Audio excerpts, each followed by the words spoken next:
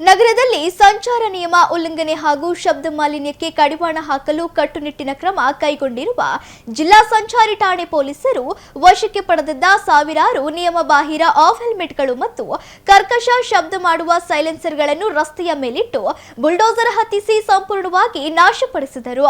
ದಾವಣಗೆರೆ ಜಿಲ್ಲಾ ಪೊಲೀಸ್ ಕವಾಯತ್ತು ಮೈದಾನದಲ್ಲಿ ಜಿಲ್ಲಾ ಪೊಲೀಸ್ ವರಿಷ್ಠಾಧಿಕಾರಿ ಶೇಖರ್ ಹೆಚ್ಟಿ ಅವರ ನೇರ ನೇತೃತ್ವದಲ್ಲಿ ಈ ಕಾರ್ಯಾಚರಣೆ ನಡೆಸಲಾಯಿತು.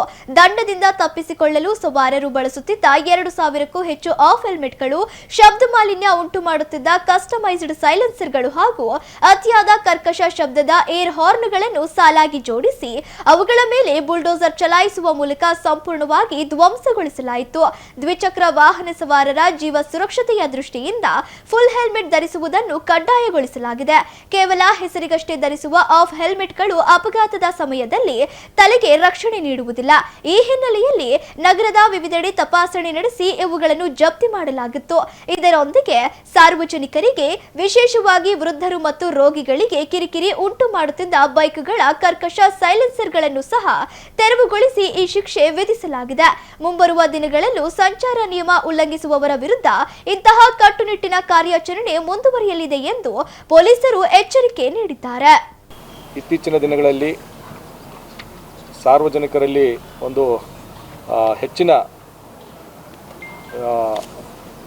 ಅವೇರ್ನೆಸ್ ಮೂಡುವ ಸಂಬಂಧ ಡೈಲಿ ಟ್ರಾಫಿಕಲ್ಲಿ ವೈಲೇಷನಲ್ಲಿ ಮತ್ತು ಟ್ರಾಫಿಕ್ ಕೇಸ್ ಆಗ್ತಿರ್ಬೇಕಾದ್ರೆ ISI ಮಾರ್ಕ್ ಇರ್ತಕ್ಕಂಥ ಕಂಪ್ಲೀಟು ತಲೆಯನ್ನು ಕವರ್ ಮಾಡ್ತಕ್ಕಂಥ ಹೆಲ್ಮೆಟ್ಗಳನ್ನು ಹಾಕದೇ ಇರತಕ್ಕಂಥ ಪ್ರಕರಣಗಳಲ್ಲಿ ಸುಮಾರು 2,000 ಹೆಲ್ಮೆಟ್ಗಳನ್ನು ನಾವು ವಶಪಡಿಸ್ಕೊಂಡಿದ್ದೆವು. ಆ ಹೆಲ್ಮೆಟ್ಗಳನ್ನು ಅದರ ಜೊತೆಗೆ ಕರ್ಕಶವಾಗಿ ಶಬ್ದ ಮಾಡ್ತಕ್ಕಂಥ ಸುಮಾರು 85 ಸೈಲೆನ್ಸರ್ಗಳನ್ನು ನಾವು ವಶಪಡಿಸ್ಕೊಂಡಿದ್ದೆವು. ಅವನ್ನು ಹಾಗೂ 10 ಸ್ಪೀಕರ್ಗಳು ಇಟ್ಬಿಟ್ಟು ಸೌಂಡ್ ಮಾಡಿಬಿಟ್ಟು ಸಾರ್ವಜನಿಕರಿಗೆ ಮತ್ತು ವೃದ್ಧರಿಗೆ ತೊಂದರೆ ಆಗೋ ರೀತಿಯಲ್ಲಿ ಮತ್ತು ಶಾಲಾ ಕಾಲೇಜುಗಳ ಹತ್ತಿರ ಸ್ಟಿಲ್ ಹಾರ್ನ್ ಮಾಡಿಕೊಂಡು ಹೋಗ್ತಕ್ಕಂಥ ಎಲ್ಲ ವಾಹನಗಳನ್ನು ನಾವು ಸೈಲೆನ್ಸರನ್ನು ಜಪ್ತಿ ಮಾಡ್ಕೊಂಡಿದ್ದೆವು.